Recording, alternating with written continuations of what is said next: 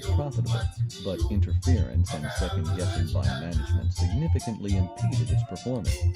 This experience provided the catalyst for Sakota going out on his own. In the ensuing years, Sakota applied his systemized approach to trading a handful of accounts and his own money. During that period, the accounts Sakota managed have witnessed an absolutely astounding rate of return. For example, as of mid-1988, one of his customer accounts, which started with $5,000 in 1972, was up over 250,000% on a cash-on-cash basis.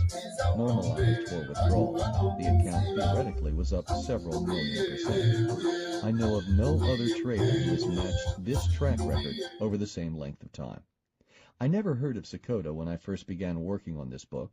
Sakota's name had come up several times during my interview of Michael Marcus as the person who was most influential in transforming him into a successful trader. After our interview, Marcus said reflectively, "You know, you really should interview Ed Sakota. He's not only a great trader, he's a great mind." Marcus provided an introduction over the phone, and I briefly outlined the concept of my book to Sakota. Since I was already out west, it was most convenient for me to interview Sakota on the same trip by rerouting my return to New York via Reno. Sakota was agreeable to participating, but seemed skeptical of my ability to complete the interview in the space of 2 hours, the time available in order for me to make my flight connections. I assured him that although it was tight, I had done a few other interviews in that space of time. "It's feasible as long as our conversation remains very focused," I explained. I cut my arrival at the airport extremely close, having forgotten to revise my ticket to reflect the change in itinerary.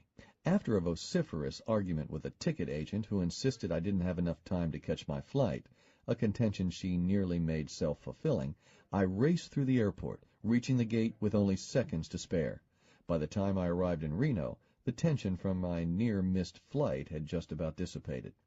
The drive to Sakota's house was too far for a cab, so I rented a car. It was very early morning, and the highway winding up into the mountains offered spectacular vistas below. The classical music station I found on the radio was playing Mozart's Clarinet Concerto. The combination was glorious. Sakota works from an office in his house, which borders Lake Tahoe.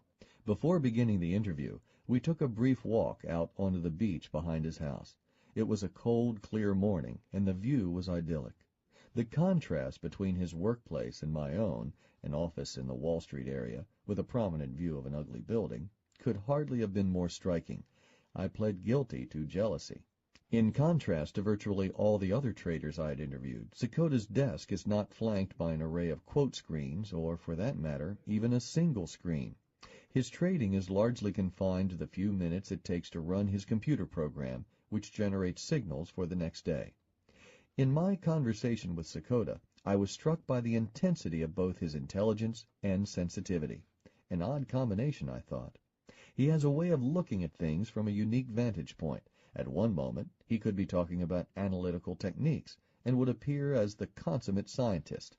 He holds a degree in electrical engineering from MIT, bringing up a three-dimensional diagram on the computer screen generated by one of the many programs he had designed.